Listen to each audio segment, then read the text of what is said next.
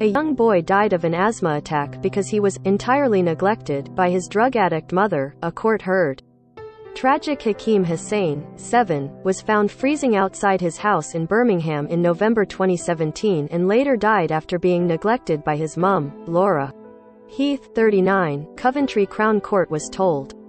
Heath, 39, denies manslaughter but has pleaded guilty to 4 counts of child cruelty. Jurors at Coventry Crown Court heard Hakeem was made to sleep on a sofa in squalid conditions, while his jumper smelled of urine and his school uniform reeked of cigarettes. He was known to social services, but it was decided he should not be removed from his mother's care despite him being at a serious risk of harm. Giving evidence, Dr. Peter Earhart, a former doctor of safeguarding in East Lancashire, said he was left speechless at the way Hakeem had been treated. The 7-year-old often went outside for fresh air, his mum said. Image, BPM Media. Laura Heath, 39, has denied manslaughter. Image, Internet. Dr. Earhart said, "I am speechless really. He's a 7-year-old.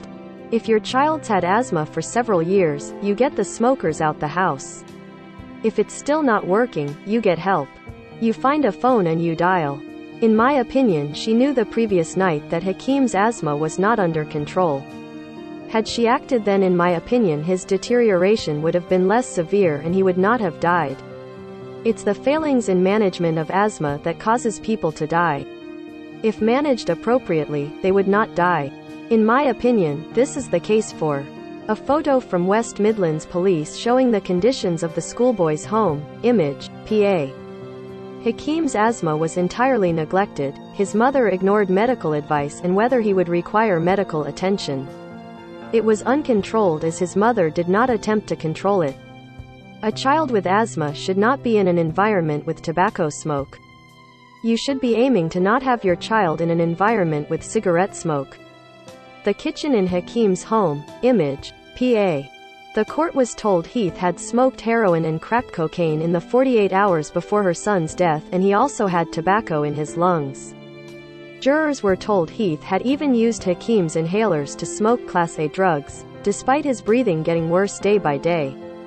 Hakeem would often go outside for some fresh air if he was ever struggling with his breathing, his mum told police.